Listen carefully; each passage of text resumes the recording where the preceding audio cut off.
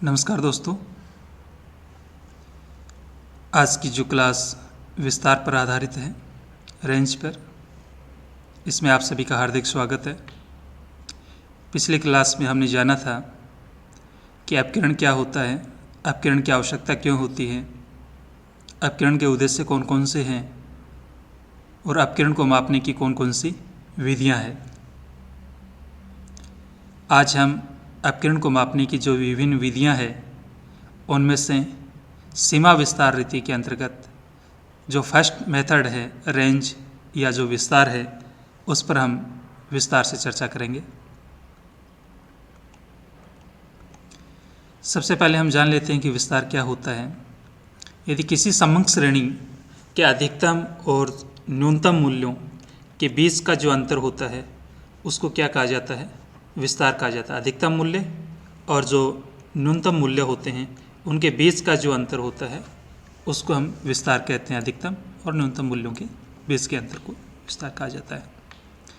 विस्तार ज्ञात करने के लिए हम आवृत्तियों पर ध्यान नहीं दिया जाता है, केवल जो वैल्यू दी गई है उसी पर ध्यान दिया जाता है। फ्रीक्वेंसी पर हम ध्यान नहीं देते हैं, उसको इग्नोर कर दिया जाता है।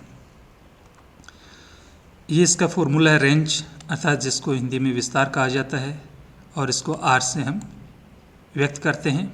हाईएस्ट वैल्यू एच आया इसमें और लोवेस्ट जो वैल्यू है उसको हम सिंबल के रूप में एल से व्यक्त करते हैं। तो एच माइनस एल के द्वारा भी इसको लिखा जाता है, अर्थात हाईएस्ट जो वैल्यू है उसमें से लोवेस्ट वैल्यू को लेस कर देते हैं, घटा देते हैं, तो हमें विस्तार प्राप्त हो जाता है। विस्तार है वो एक निरपेक्ष माप है। विस्तार क्या है? इसमें निरपेक्ष माप है, जबकि कोफिशिएंट ऑफ रेंज जिसको विस्तार गुणांक कहा जाता है यह एक सापेक्ष माप है, रिलेटिव मेजरमेंट है। जब दो सीरीज़ की हमें तुलना करनी हो तो ऐसी स्थिति में हम कोफिशिएंट ऑफ रेंज को यूज में लेते हैं। इसका जो फॉर्मूला होता है एच माइनस एल, एच का तात्पर्य यहाँ पर हाईएस्ट वैल्यू है, एल लोवेस्ट वैल्यू है और एच प्लस एल अर्थात एक बार घटाने के पश्चात हम दूसरी बार इसमें जोड़ करके भाग लगा देते हैं। H highest value, L lowest value, तो हमें जो मिलता है वो कोफिशिएंट ऑफ रेंज या विस्तार गुणांक हमें प्राप्त हो जाता है। अब हम इसको किस प्रकार से हल करते हैं? 3 श्रेणियां होती है, व्यक्तिगत श्रेणी, खंडित श्रेणी और सतत श्रेणी। तीनों श्रेणी में किस प्रकार से हल किया जाता है देख लेते हैं इसको। तो व्यक्तिगत श्रेणी का हम सबसे पहले क्वेश्चन देखते हैं कि 10 छात्रों के अर्थशास्त्र और समाजशास्त्र की परीक्षाओं के प्राप्तांक दिए गए हैं, मार्क्स वो दिए गए हैं यहाँ पर, और दोनों विषयों में प्राप्तांकों के विस्तार की हमें तुलना कीजिए। स्टूडेंट्स की संख्या कितनी है? यहाँ पर 10 स्टूडेंट्स है और उनके 2 सब्जेक्ट के अंदर इकोनॉमिक्स और सोशियोलॉजी के अंदर उनके प्राप्तांक दिए गए हैं। दोनों की तुलना करनी है कि किस में वेरिएंस कम है और किस में वेरिएंस अधिक है। रेंज के आधार पर हमें कंपैरिजन करना है। क्वेश्चन के अंदर रोल नंबर 1 से लेकर के 10 तक दिए गए हैं, अर्थात स्टूडेंट्स की संख्या कितनी है? 10 है। मार्क्स इन इकोनॉमिक्स में मार्क्स दिए गए हैं 200 में से।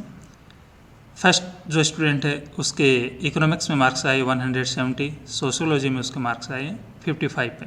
इसी प्रकार से जो सेकंड स्टूडेंट है उसके इकोनॉमिक्स में 140, सोशियोलॉजी में 115 और इसी प्रकार से उसके जो मार्क्स विभिन्न स्टूडेंट्स के दिए गए हैं।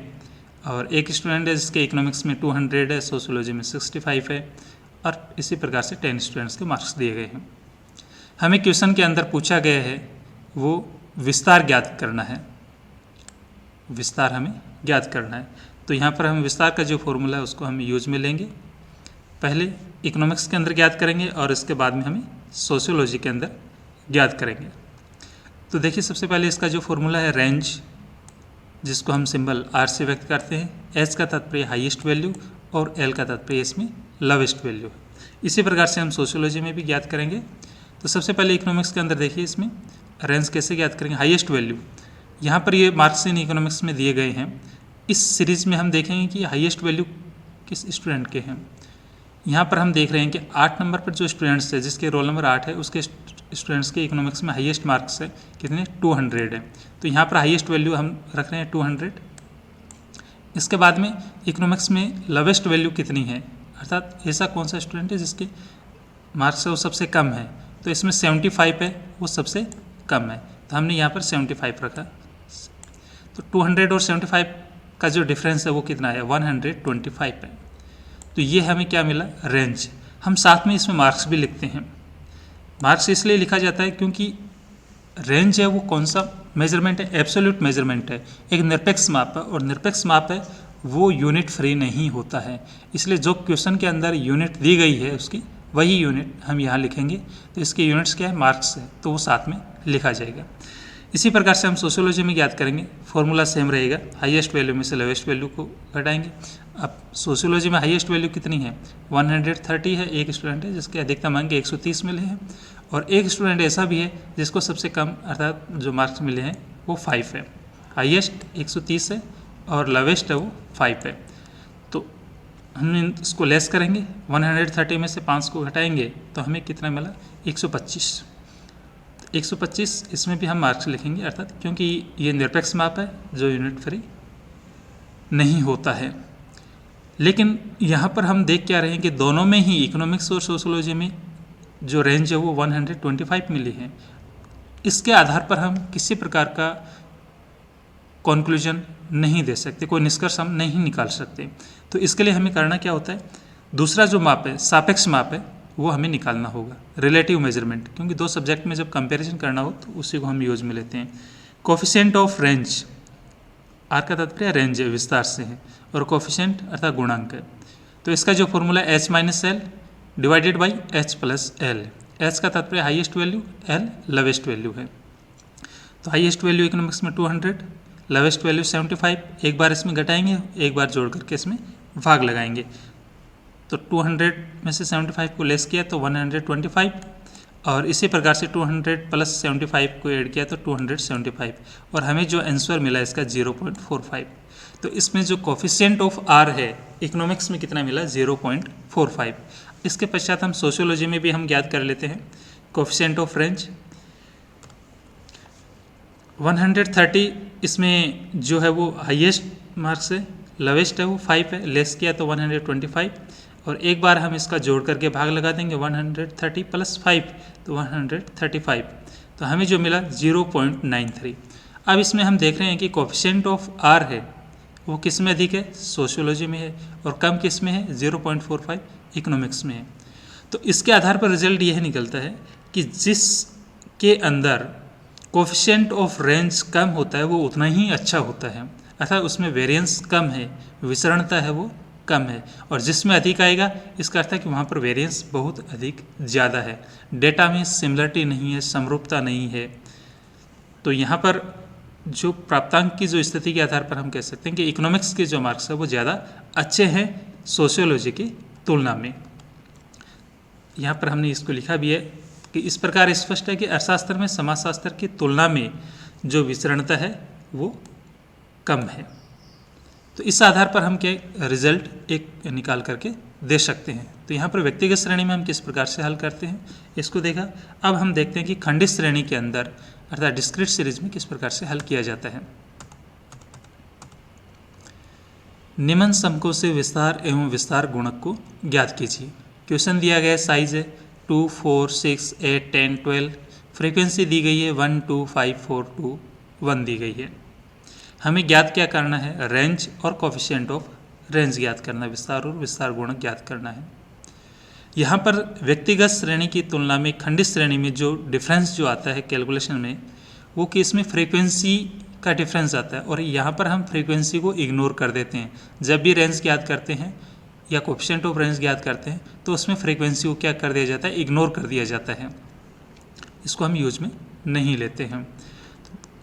देखिए यहाँ पर कि विस्तार ज्ञात करते समय आवर्तियों पर ध्यान नहीं दिया जाता। ये जो फ्रीक्वेंसी है जिसको हिंदी में आवर्ती कहा जाता है, इस पर ध्यान नहीं दिया जाता, केवल साइज या जो वैल्यूज है उसी पर ही ध्यान दिया जाता है। यहाँ पर रेंज जिसका formula H minus L, H का तात्पर्य हाईएस्ट वैल्यू, एल है वो लोवेस्ट वैल्यू है। यहाँ पर हमने रखा हाईएस्ट वैल्यू, इसके अंदर कितना है 12, और लोवेस्ट वैल्यू कितना है 2 है यहाँ पर। तो ये जो 2 है इसको हम क्या कर देंगे, लेस कर देंगे। किस में लेस करेंगे, जो यहाँ पर हाईएस्ट वैल्यू जो दिया गया है इसमें से। तो 12 माइनस 2 तो हमें 10, तो इसकी जो रेंज है वो कितनी मिली 10।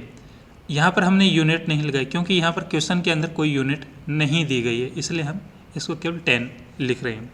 कोफिशिएंट ऑफ रेंज याद करने के लिए फॉर्मूला इसका यूज मिलेंगे, h minus L H plus L से हम भाग लगा देंगे h माइनस एल में। तो 12 माइनस 2 हाइएस्ट वैल्यू था, 2 इसमें लेस किए तो 10, और एक बार इसको हमने जोड़ करके भाग लगाया 12 प्लस 2 तो ये 14 हुआ। तो 10 को हमने 14 से डिवाइड किया तो 0.71 है। तो 0.71 हमें क्या मिला, कोफिशिएंट ऑफ रेंज। और कोफिशिएंट ऑफ रेंज क्या है, रिलेटिव मेजरमेंट है, अर्थात इसका सापेक्ष माप है। यदि दूसरी कोई यहाँ पर डेटा सीरीज दी गई होती तो हम इससे तुलना कर सकते थे। इसके बाद में हम देखते हैं इसको कंटिन्यूस सीरीज के अंदर किस प्रकार से हल किया जाता है। क्वेश्चन में दिया गया है कि निम्न समकों से विस्तार एवं विस्तार गुणक को ज्ञात कीजिए। यहाँ पर क्वेश्चन दिया गया है, एक फर्म है, विभिन्न फर्म है जिनका प्रॉफिट और जो लॉस है वो करोड़ में दिया गया है। नंबर ऑफ फर्म्स दी गई है, अर्थात ये फ्रीक्वेंसी एक तरह से आवर्ती है कि 10 फर्म ऐसी है जिनको 40 से 30 करोड़ के बीच में प्रॉफिट हुआ है, 25 फर्म ऐसी है जिनको 30 से 20 करोड़ के बीच में प्रॉफिट हुआ है, 35 फर्म ऐसी है जिनको 20 से 10 करोड़ के बीच में हुआ है, 50 फर्म ऐसी है जिनको 10 करोड़ तक का फ़ायदा हुआ है, 0 से 10 करोड़ का है, 25 फर्म ऐसी है जिनको 10 करोड़ तक का नुकसान हुआ है अर्थात लॉस हुआ है, और 5 फर्म ऐसी है जिनको 10 से 20 करोड़ तक का नुकसान हुआ है, लॉस हुआ है। हमें यहाँ पर जो ज्ञात करना है विस्तार और विस्तार गुणक कहें या गुणांक कहें, वो हमें कैलकुलेट करना है।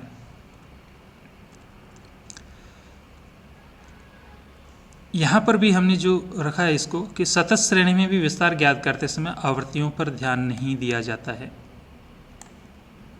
इससे पहले हमने देखा था खंडित श्रेणी में भी ध्यान नहीं दिया जाता है, और यहाँ कंटिन्यूस सीरीज में भी नहीं दिया जाता है, अर्थात डिस्क्रीट सीरीज और कंटिन्यूस सीरीज दोनों में ही फ्रीक्वेंसी को इग्नोर कर दिया जाता है, उस पर हम ध्यान नहीं देते हैं, अर्थात उसको हम इसमें आंसर से कैलकुलेट करते हैं तो उस प्रोसेस में कहीं पर भी फ्रीक्वेंसी को शामिल नहीं किया जाता है। जबकि इंडिविजुअल सीरीज होती है उसके अंदर फ्रीक्वेंसी होती नहीं है, तो इसलिए वहाँ पर भी शामिल करने का कोई सवाल ही पैदा नहीं होता। तो यहाँ पर रेंज ज्ञात करते समय रेंज या विस्तार ज्ञात करते समय फ्रीक्वेंसी को इग्नोर कर दिया जाता है। देखिए इसमें रेंज हाईएस्ट वैल्यू और लोवेस्ट वैल्यू, हाईएस्ट वैल्यू क्या है इसमें 40 है इसमें, और जो लोवेस्ट वैल्यू कितना है इसमें माइनस में 20 है। तो इसमें 40 में से घटाएंगे कितने, माइनस के 20। तो यहाँ पर देख रहे हैं कि 40 माइनस 20 माइनस के हैं तो माइनस माइनस प्लस, तो 40 प्लस 20 तो 60 करोड़ हो गया। यहाँ पर इसमें यूनिट दी गई है, करोड़ के अंदर है जैसा कि क्वेश्चन में दी गई है यहाँ पर, तो हमने यहाँ पर इस यूनिट को साथ में रखा है। तो 60 करोड़ है वो हमें इसकी रेंज मिलती है। कोफिशिएंट ज्ञात करेंगे ऑफ आर, फॉर्मूला वही रहेगा h minus L divided by h plus L. तो यहाँ पर 40 माइनस 20 जो कि लोवेस्ट वैल्यू है, और एक बार इसमें जोड़ करके भाग लगा देंगे। यहाँ पर प्लस का साइन आ जाएगा, माइनस 20 तो ये माइनस के 20 है, प्लस के 40 है तो ये कितना आएगा 20 आ जाएगा। तो 60 में से 20 का भाग लगाएंगे तो हमें मिला कितना 3, अर्थात ये कोफिशिएंट ऑफ रेंज है वो 3 हमें मिलती है। तो इस प्रकार से इंडिविजुअल सीरीज में किस प्रकार से कैलकुलेट करते हैं, डिस्क्रीट सीरीज में किस प्रकार से कैलकुलेट करते हैं, और फिर कंटिन्यूस सीरीज में किस प्रकार से कैलकुलेट किया जाता है रेंज और कोफिशिएंट ऑफ रेंज है, इसको हमने विस्तार से जाना है। इसके बाद में हम देख लेते हैं कि विस्तार के कौन कौन से मेरिट्स हैं और कौन कौन से डीमेरिट्स हैं, उन पर भी जानेंगे। कुछ बिंदु हम यहाँ देख लेते हैं कि यदि श्रेणी समावेशी दी गई हो अर्थात इंक्लूसिव दी गई हो, तो उस श्रेणी को सबसे पहले हम क्या करते हैं अपवर्जी में बदलना चाहिए हमें, अर्थात एक्सक्लूसिव में बदलना चाहिए। सेकंड, यदि मध्य मूल्य दिए गए हों, मिड वैल्यू दी गई हो, तो उस सीरीज़ को हम क्या कर देते हैं वर्गांतर में बदल देते हैं, अर्थात उसकी अपर लिमिट और लोअर लिमिट ज्ञात करके क्लास इंटरवल हम कैलकुलेट कर लेते हैं। विस्तार गुणक जैसा कि पहले भी बताया जा चुका है, विस्तार गुणक क्या है, एक सापेक्ष माप है अर्थात रिलेटिव मेजरमेंट है जो कि यूनिट फ्री होता है, अर्थात इसमें यूनिट नहीं लिखी जाती है और जब 2 या 2 से अधिक डेटा सीरीज हो तो उसको हम कंपैरिजन कर सकते हैं।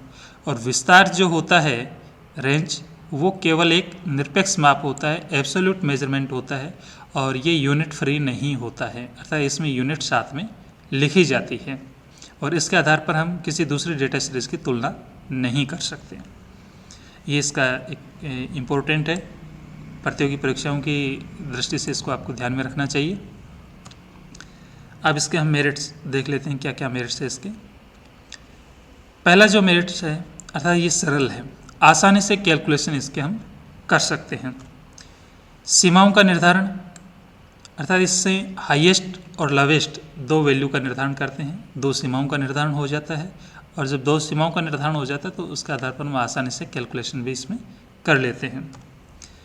तीसरा कि आवर्ती बंटन से अप्रभावित रहता है, अर्थात फ्रीक्वेंसी से अप्रभावित रहता है। इंडिविजुअल सीरीज में फ्रीक्वेंसी दी हुई नहीं होते हैं, डिस्क्रीट और कंटिन्यूस में फ्रीक्वेंसी दी हुई होती है, तो इसका इस रेंज ज्ञात करने में उस पर कोई प्रभाव नहीं पड़ता है, फ्रीक्वेंसी का कोई प्रभाव नहीं होता है।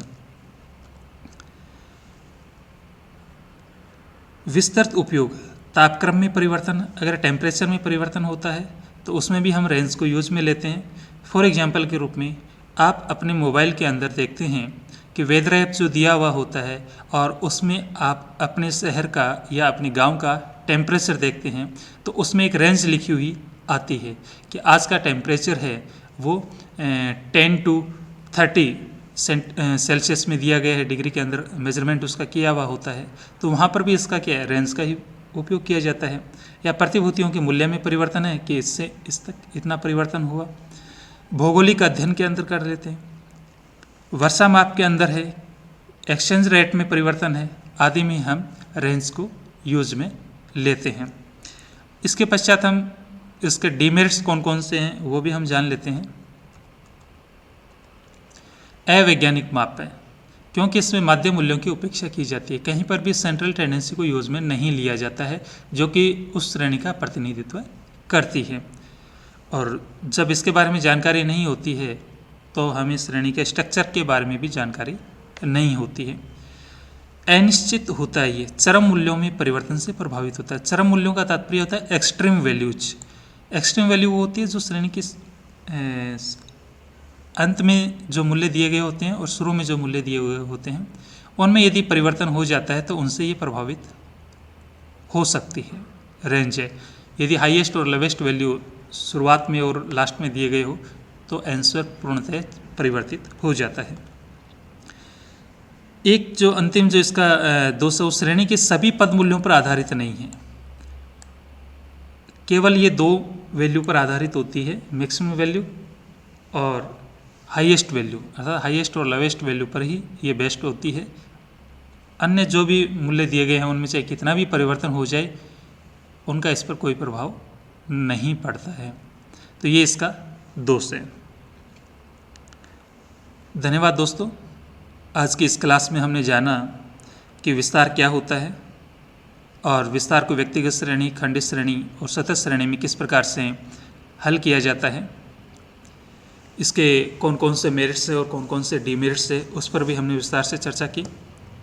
नेक्स्ट जो क्लास होगी वो सीमा विस्तार रीति के अंतर्गत ही क्वार्टाइल डेविएशन अर्थात चतुर्थक विचलन क्या होता है, अंतर चतुर्थक विस्तार क्या होता है और चतुर्थक विचलन गुणांक क्या होता है उस पर हम विस्तार से चर्चा करेंगे। थैंक्स।